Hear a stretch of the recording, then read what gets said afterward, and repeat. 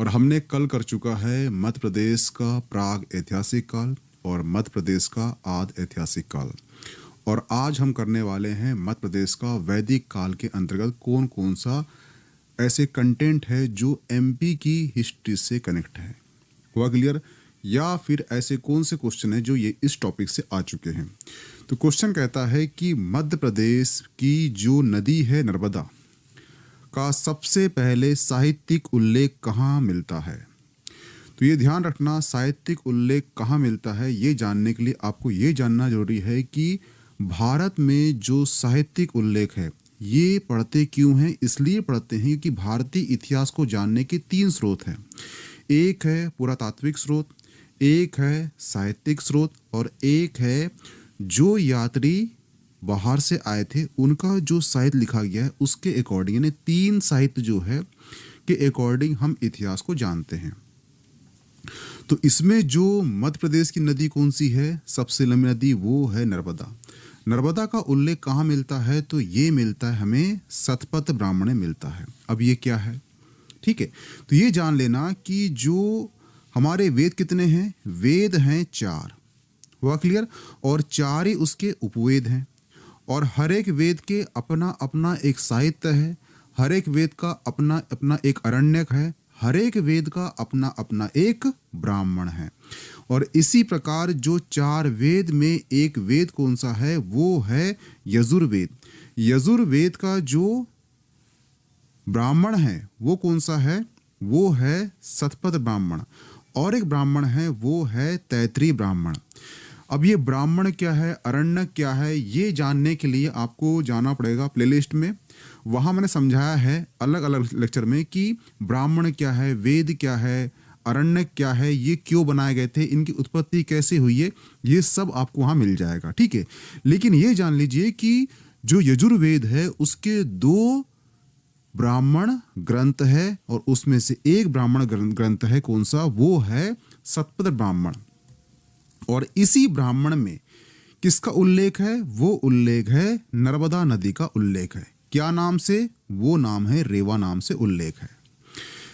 और ये जानोगे आप कि बड़ा ताज्जुब हुआ कि जो भारत और जो एमपी की हिस्ट्री है, जो मध्य प्रदेश का इतिहास है, उसका संबंध भगवान राम के इक्ष्वाकु वंश और भगवान कृष्ण चंद्र वंश से है। ये कैसे हम समझेंगे, तो ये जान लेना कि एक भगवान राम के वंशज हुए हैं सबसे पहले, उनका नाम हुआ है इक्ष्वाकु। इक्ष्वाकु वंश में ही एक राजा हुए हैं मानधाता। मानधाता के 2 पुत्र हुए थे, एक का नाम था पुरुकुत्स और एक का नाम था मुचुकुंद। पुरुकुत्स का जो विवाह हुआ था वो हुआ था नर्मदा से। किससे हुआ था, नर्मदा से हुआ था। और नर्मदा को उनने नाम दिया था रेवा। और रेवा नाम कहाँ मिलता है, वो मिलता है हमें शतपथ ब्राह्मण मिलता है। और जो शतपथ ब्राह्मण है वो एक्चुअली यजुर्वेद का ब्राह्मण है। जो यजुर्वेद है इसमें यज्ञ संबंधी पूरे मंत्र दिए गए हैं, ये यजुर्वेद होता है, ठीक है। यानी कि यज्ञ कैसे करना चाहिए, इसके नियम क्या होते हैं, इसकी वेदी कैसी होना चाहिए, इसका डायग्राम कैसे होना चाहिए, ये सब चीज का उल्लेख कहाँ किया गया है, यजुर्वेद में दिया गया है। और यजुर्वेद का ही 2 ब्राह्मण ग्रंथ है, एक है तैत्रीय ब्राह्मण और एक है शतपथ ब्राह्मण। और शतपथ ब्राह्मण में ही उल्लेख किसका है, नर्मदा का उल्लेख वहां हुआ है रेवा नाम से। हुआ क्लियर? तो इसका जो आंसर होगा वो क्या होगा, शतपथ ब्राह्मण होगा। ये जो आपको डायग्राम दिख रहा है, ये डायग्राम जितने कंटेंट दिए हैं, सारे कंटेंट आपको याद होना चाहिए। जैसे कि वेद कितने हैं, 4 वेद है। 4 वेद के क्या होंगे, 4 उपवेद होंगे। और हर एक वेद क्या होता है, संहिता है, ब्राह्मण है, अरण्यक है। तो उसी प्रकार से हर एक वेद क्या होगा, ब्राह्मण होगा। तो 4 ब्राह्मण होंगे, 4 संहिता होगी, 4 अरण्यक होगा और 4 वेद होंगे, 4 उपनिषद होंगे, ठीक है। 10 है उपनिषद, 10 या 12 माना जाता है, ठीक है। तो 10 या 12 संख्या किसकी है, वो उपनिषद की है। 112 या 120 करीब है, लेकिन हमें मिले प्राप्त कितने हुए हैं, वो हुए हैं 10 उपनिषद हमें प्राप्त हुए हैं। ये ध्यान रखना कि एक उपनिषद है उसका नाम है ईश उपनिषद। हुआ क्लियर? जो ईश उपनिषद है, ये महात्मा गांधी ने इस उपनिषद के बारे में कहा था कि दुनिया का या भारत का या सभी वेदों का ज्ञान खत्म हो जाए, लेकिन अगर उपनिषद बचा है, कौन सा, ईश उपनिषद बचा है, तो ये समझ जाइए कि अभी ज्ञान पूरा खत्म नहीं हुआ है, शुरुआत यहाँ से हो सकती है। यानी कि उन्होंने जितने भी वेद, अरण्य, ब्राह्मण, ये जितने भी है सब नष्ट हो जाएंगे, लेकिन अगर ईश बचा है तो ये समझ जाइए ज्ञान अभी समाप्त नहीं हुआ। यानी कि सबसे ऊपर उन्होंने ईश उपनिषद को माना है। तो कभी क्वेश्चन आपको आ जाए कि महात्मा गांधी ने ऐसे कौन से उपनिषद के बारे में कहा था कि सारा ज्ञान जल जाएगा, लेकिन अगर उपनिषद बचा है कौन सा, ईश, तो सारा ज्ञान बचा रहेगा। ये कौन सा उपनिषद है? तो ये ईश उपनिषद है। इसके बारे में ध्यान रखना। हुआ क्लियर? ठीक है। दूसरी चीज, 6 क्या है? 6 दर्शन है, जिसमें सांख्य, मीमांसा, ठीक है, गौतम, न्याय, ये सब आप जानते हो। इसी कहते हैं षड दर्शन कहते हैं। ये षड दर्शन क्या होता है, ये भी आपका लेक्चर डाला है प्लेलिस्ट में, जाके देख लेना, ठीक है। या आगे जो भी क्वेश्चन आएंगे PYQ वहाँ मैं समझा दूंगा, ठीक है। 6 अंग हैं। इस प्रकार से ये सारे कंटेंट आपको याद होना चाहिए। क्वेश्चन आपको आएगा दर्शन कितने हैं, तो 6 दर्शन है। एक्चुअली 9 दर्शन है, जो दर्शन है वो 9 है, ठीक है। कितने हैं? ये 9 है, ठीक है। 6 और ये 3, तो 6 कौन से हैं? 6 जो हैं आस्तिक दर्शन है, यानी कि ये वेदों में विश्वास करते हैं, इन्हें कहते हैं आस्तिक दर्शन। और 3 जो है ये नास्तिक दर्शन है, यानी कि जो वेदों में विश्वास नहीं रखते उन्हें कहते हैं नास्तिक दर्शन। हुआ क्लियर? तो 3 कौन से हो गए? नास्तिक, जो वेदों में विश्वास नहीं रखते, वो हो गया जैन दर्शन, बौद्ध दर्शन और चार्वाक दर्शन। अब बचे कौन से? 6 दर्शन। जो आस्तिक दर्शन है उसमें है मीमांसा, पूर्व मीमांसा, सांख्य, ठीक है, न्याय, ये ऐसे 6 दर्शन है। तो ध्यान रखना, टोटल भारत में 9 दर्शन है। 9 में 3 क्या है? ये हो गए अपने नास्तिक और ये हो गए आस्तिक। ये ध्यान रखना कि भारत में नास्तिक और आस्तिक का अर्थ होता है वेदों से। भारत में नास्तिक और आस्तिक का संबंध ईश्वर से बिल्कुल नहीं है। जो भी वेद को मानता है वो आस्तिक है, जो वेदों को नहीं मानता वो नास्तिक है। और भारत में नास्तिक आस्तिक का संबंध ईश्वर से बिल्कुल नहीं है। नास्तिक आस्तिक का संबंध ईश्वर से कहाँ पर है? वो है यूरोप में। यूरोप में ऐसा है कि जो ईश्वर को मानता है वो आस्तिक है, जो ईश्वर को नहीं मानता वो नास्तिक है। लेकिन भारत में नास्तिक आस्तिक की जो परिभाषा है ये चेंज हो जाती है। नास्तिक का अर्थ भारत में ये है कि जो वेदों में विश्वास रखता है वो आस्तिक है, जो वेदों को नहीं मानता, जो वेदों में विश्वास नहीं रखता वो नास्तिक है। भारत में इसकी मीनिंग ये है। हुआ क्लियर? कभी इंटरव्यू क्वेश्चन कर ले या कभी आपको क्वेश्चन आ जाए पीटी में, तो आपको ये ध्यान रखना चाहिए, ठीक है। इस प्रकार से इसका जो आंसर होगा, नर्मदा का सर्वप्रथम उल्लेख, साहित्य उल्लेख कहाँ किया गया है? शतपथ ब्राह्मण में किया गया है। अगर आपसे क्वेश्चन करेगा किस नाम से किया गया है, तो वो किया है रेवा नाम से किया है। और ये भी क्वेश्चन जो है मध्य प्रदेश PSC ने कर चुका है। हुआ क्लियर? ये ध्यान रखना। ओमकारेश्वर का प्राचीन नाम क्या है? ओमकारेश्वर का प्राचीन नाम क्या है, ये जानने के लिए आपको पौराणिक कहानी सुनना पड़ेगा। अगर आप पौराणिक कहानी सुन लोगे तो आपके यहाँ से जितने भी क्वेश्चन हैं जो इस टॉपिक से हैं सारे बन जाएंगे। जैसे कि पुरुकुत्स कौन था, कुरुवंश कौन थे, ठीक है, पंचजन्य कौन थे, ये सब चीज पता लग जाएगा आपको। तो ये आप थोड़ा ध्यान सुनना कि कहानी क्या है। कहानी एक्चुअली शुरू होती है ब्रह्मा विष्णु महेश से। ये ध्यान रखना कि जो MP का इतिहास है इसका संबंध जो है भगवान राम यानी कि सूर्यवंशी, भगवान कृष्ण यानी कि चंद्रवंशी से है। कैसे है समझना, ठीक है। ये जानने के लिए थोड़ा सा आपको कहानी सुनना पड़ेगा। कहानी बताता हूँ मैं आपको, आप ध्यान सुनना, आपके सारे क्वेश्चन क्लियर हो जाएंगे और क्वेश्चन यहाँ से आएंगे तो आपको बन जाएंगे, ठीक है। तो ये जान लेना कि जो 3 देवता हैं आप जानते हो, ब्रह्मा विष्णु महेश। हुआ क्लियर? तो ब्रह्मा क्या है? ये सृष्टि की रचना करते हैं। हुआ क्लियर? और जो विष्णु है ये सृष्टि की संरक्षण करते हैं, जगत का जो देखरेख करते हैं वो करते हैं भगवान विष्णु। और भगवान शंकर जो हैं, शिव हैं, ये विनाशक के देवता हैं। तो इसी प्रकार से ब्रह्मा जी ने सृष्टि बनाई है तो बनाया है समय। तो समय कैसे बनाया? तो ध्यान रखना कि समय बनाया है कल्प, मनवंतर, युग। अब कल्प क्या है, मनवंतर क्या है, युग क्या है? तो मनवंतर से आपसे एक क्वेश्चन कर चुका है UPSC में। कौन सा क्वेश्चन? ध्यान रखना। ब्रह्मा जी ने जो एक दिन बनाया था उसे कहा गया कल्प। क्या कहा गया? कल्प कहा गया। हुआ क्लियर? जो एक कल्प होता है वो बहुत सारे मनवंतर से मिलकर बनता है। तो अभी जो कल्प चल रहा है, आप जो क्लास पढ़ रहे हो, मैं जो क्लास ले रहा हूँ, ये जो कल्प चल रहा है, इस कल्प में 14 मनवंतर हैं। 14 मनवंतर खत्म होंगे तब ये कल्प समाप्त हो जाएगा। अब 14 मनवंतर क्या होता है, तो भी ध्यान रखना कि अभी जो मैं क्लास ले रहा हूँ, आप जो क्लास पढ़ रहे हो, आपका जीवन चल रहा है, ये 7वां मनवंतर है। मनवंतर क्या है समझूंगा, बताऊंगा आपको मैं। ये 7वां मनवंतर है। एक क्वेश्चन आया था यूपीएससी में। क्या क्वेश्चन आया था कि पृथ्वी का कितने बार विनाश हो चुका है, तो उसका आंसर है 6 बार। 6 बार क्यों? क्योंकि 7वां मनवंतर चल रहा है, यानी कि अभी जो है 7वीं बार पृथ्वी नष्ट होगी तब 8वां मनवंतर आएगा। तो इस प्रकार से 7वां मनवंतर चल रहा है, यानी कि पृथ्वी जो है इसमें 6 बार प्रलय आ चुका है, यानी कि पृथ्वी का विनाश 6 बार हो चुका है। इसलिए इसका आंसर क्या दिया था? 6 दिया था। अब समझते हैं कि ये मनवंतर क्या है। तो मनवंतर क्या है? जो मनु है, मनु से निकला है मनवंतर। कैसे? जो प्रथम मनु हुए, यानी जो आदि मानव थे, प्रथम जो भी व्यक्ति प्रथम रहा होगा उसे कहा गया स्वयंभू, क्योंकि उनके माता पिता का हमें कुछ ज्ञात नहीं है। जब ज्ञात नहीं है तो ऐसा माना गया कि ये स्वयं से उत्पन्न हुए, तो ये कहलाए स्वयंभू। और ये स्वयंभू थे, ये कहलाए प्रथम मनु। और जो प्रथम मनु थे उनकी पत्नी थी सतरूपा, और सतरूपा और जो प्रथम मनु थे उनकी जो संतानें पैदा हुई है वो कहलाई मनु से निकला है मानव। तो वो कहलाए मानव। जो प्रथम मानव थे जिनका हमें जन्म का पता नहीं होता वो कहलाते हैं आदि मानव। हुआ क्लियर? ठीक है।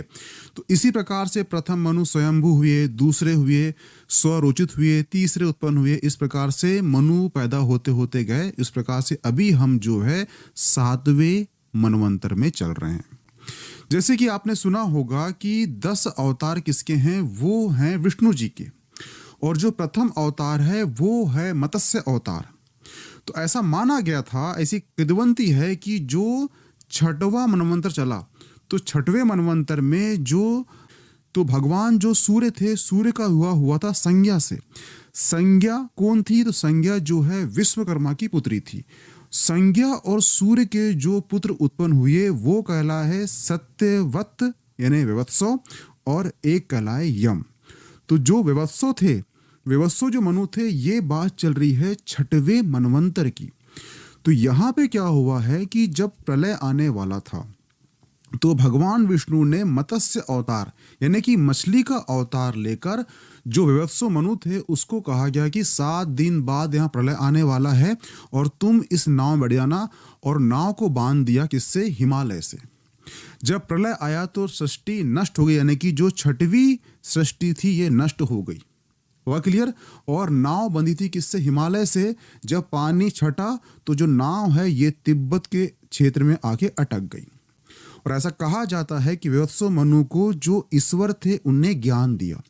जब ज्ञान दिया तो श्रुति रूप में वही ज्ञान को इनने विवत्सो मनु ने किसे दिया? ऋषियों को दिया। और ऋषियों ने उसी ज्ञान के आधार पर क्या लिखे? वेद लिखे, जो 4 वेद कहलाए, ऋग्वेद, यजुर्वेद, सामवेद और अथर्ववेद। हुआ क्लियर? इस प्रकार से हम जो जीवन जी रहे हैं ये 7वें मनवंतर में जी रहे हैं। इस प्रकार से हम जो जीवन जी रहे हैं ये 7वें मनवंतर में जी रहे हैं। इसीलिए यूपीएससी ने क्वेश्चन किया था कि पृथ्वी का कितने बार नष्ट हो चुका है? वो 6 बार हो चुका है। और हम जो संतानें हैं यहाँ पर वो एक्चुअली सूर्य और संज्ञा के पुत्र विवत्सो मनु की संतानें हम हैं। हुआ क्लियर? ठीक है। तो इसी प्रकार से अगर यहाँ से क्वेश्चन करेगा आपसे कि विष्णु जी का प्रथम अवतार कौन सा है, तो वो है मत्स्य अवतार। मत्स्य अवतार से ही उन्होंने पृथ्वी का संरक्षण किया है और विवत्सो मनु को बचाया। और विवत्सो मनु के अकॉर्डिंग उनके बच्चे पैदा हुए और ये सृष्टि का निर्माण हुआ।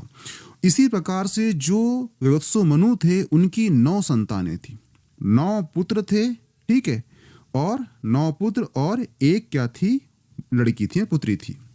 तो जो 9 पुत्र थे ये पूरे पृथ्वी भारत देश में ये फैलते फैलते गए। इन्होंने 9 ने शासन किया और इस प्रकार से जो पृथ्वी है इसकी रचना हुई। यहाँ पे जनसंख्या दिख रही है, ये विवत्सो मनु की संतानें हैं। हुआ क्लियर? एक आपने नाम सुना होगा कामयानी। जो कामयानी है जयशंकर प्रसाद का, वो एक्चुअली उसके जो नायक है वो कौन है? वत्सो मनु है। कभी क्वेश्चन आपको आ गया, ये तो पूछ चुका है उसने कि जयशंकर प्रसाद का जो महाकाव्य कौन सा है? वो कामयानी। पर कामयानी पर किसके नायक है? नायक कौन है उसका? तो नायक कौन है? वो है वत्सो मनु। तो वत्सो मनु किसके नायक है? वो है कामयानी के। किसकी बुक है वाली? तो जयशंकर प्रसाद की, ये ध्यान रखना, ठीक है। दूसरी चीज, जो वत्सो मनु थे, मनु से ही निकला है मनुष्य। तो जो वत्सो मनु की संतानें कहलाई वो मनुष्य कहलाए, इसलिए हम मनुष्य कहलाते हैं। हुआ क्लियर? और वत्सो मनु जब राजा थे तो उन्होंने एक संहिता लिखी थी, यानी कोड लिखा था कि जीवन जीना कैसे, समाज कैसा होना चाहिए, कौन सा व्यक्ति कौन सा कार्य करेगा, इसका एक नियम की बुक लिखी थी जिसे संहिता कहा गया। इसे ही कहते हैं मनु संहिता। तो मनु संहिता जो है एक्चुअल रूप में तो नहीं है आज, लेकिन इसका दोबारा से संहिता लिखी गई है, वो लिखी गई है सुंग काल में। तो अभी जो आप मनु स्मृति पढ़ते हो वो एक्चुअली सुंग काल की है। जो उनने लिखे थे वो एक्चुअली अपने मूल रूप में नहीं है। हुआ क्लियर? तो यहाँ पे ध्यान रखना कि जो 9 पुत्र हुए थे, एक पुत्री हुई थी, जो 9 पुत्र हुए थे उसमें से सबसे बड़े पुत्र कौन थे? वो थे इक्ष्वाकु। कौन थे? वो थे इक्ष्वाकु, सबसे बड़े पुत्र थे। हुआ क्लियर? और इसमें आगे चलकर एक राजा हुए हैं, वो हुए हैं मानधाता। और मानधाता के 2 पुत्र हुए थे, एक हुआ था पुत्र मुचुकुंद और एक हुआ था पुत्र कौन सा? पुरुकुत्स। जो मुचुकुंद हुए हैं उन्होंने अपने पिता की नगरी का नाम बसाया था, और नगरी का नाम क्या था? वो था मानधाता, जिसे बाद में खंडवा बोला गया और जिसे बाद में ओमकारेश्वर कहा गया। हुआ क्लियर? इस प्रकार से ओमकारेश्वर का जो नाम है वो मानधाता है। अब यहां से क्वेश्चन कर रहा है कि मानधाता नगरी किसने बसाई थी? तो वो बसाई थी किसने? मानधाता के पुत्र मुचुकुंद ने। हुआ क्लियर? और मुचुकुंद कौन थे? तो मुचुकुंद मानधाता के पुत्र थे। मानधाता कौन थे? तो मानधाता जो है इक्ष्वाकु, जो वत्सो मनु की सबसे बड़ी संतान थी, उसके वंशज के एक राजा थे। हुआ क्लियर? इस प्रकार से इसका आंसर क्या होगा? वो होगा मानधाता। हुआ क्लियर? ये ध्यान रखना, ठीक है। ये जो आप देख रहे हो ये भगवान राम की वंशावली यानी कि सूर्य वंश, जहां से हमने शुरू कर दी कहानी की सूर्य के पुत्र हुए वत्सो मनु, यम, ठीक है, उनकी संतानें हुई है मानधाता, मानधाता के पुत्र हुए मुचुकुंद, मुचुकुंद ने एक नगरी बसाई थी मध्य प्रदेश में, उसे कहते हैं मानधाता, जो वर्तमान में ओमकारेश्वर है। ओमकारेश्वर क्यों है? कि यहाँ पे एक द्वीप है जहाँ पे ओम बनता है, इसलिए इसका नाम जो है ओमकारेश्वर रखा गया है। हुआ क्लियर? पूरी कहानी खत्म हो गई आपको, ठीक है। कोई डाउट हो तो कमेंट कर देना, मैं उसे दोबारा से एक्सप्लेन कर दूंगा, ठीक है। और हाँ, ध्यान रखना कि जो शॉर्ट सीरीज चल रही है जिसमें मैं पीएससी के जितने भी क्वेश्चन आ चुके हैं उसके पीवाईक्यू प्लस उससे संबंधित जितने क्वेश्चन आ सकते हैं, ठीक है, वो सबको कवर किया जा रहा है। तो वो शॉर्ट भी आप देखते जाना, ठीक है, ताकि क्वेश्चन आते हैं पीटी में तो आपसे बन जाए। देखना, जैसे कि ये क्वेश्चन किया उसने स्टेट फॉरेस्ट सर्विस मेंस 2020 में करा है। जो फॉरेस्ट मेंस होता है उसमें 20 में ये क्वेश्चन कर लिया है, और वही सेम चीज एमपीएससी प्री में कर लिया, उसने हल्का सा चेंज कर दिया। यानी आप देखो तो जो क्वेश्चन का जो वेरिएशन है वहीं के वहीं रहता है। जैसे कि यहाँ क्वेश्चन कर लिया कि किस तीर्थ स्थल का प्राचीन नाम मानधाता है? तो इसका आंसर क्या है? ओमकारेश्वर।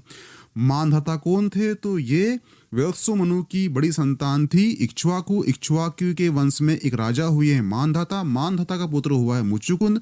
मुचुकुंद ने ही एक नगरी बसाई अपने पिता की नाम की, उसे कहते हैं मानधाता।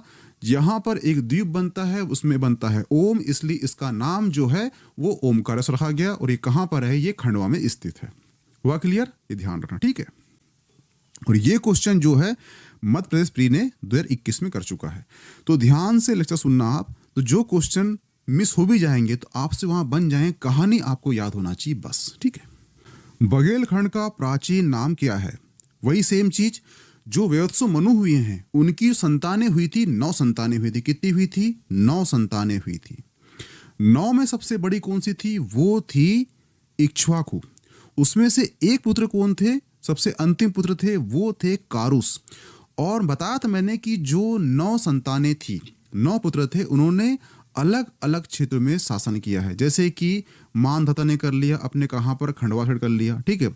जो बघेलखंड था, बघेलखंड में कर लिया किसने? कारुस ने। किसने किया? कारुस ने। कहां पे किया? वो किया बघेलखंड में। हुआ क्लियर?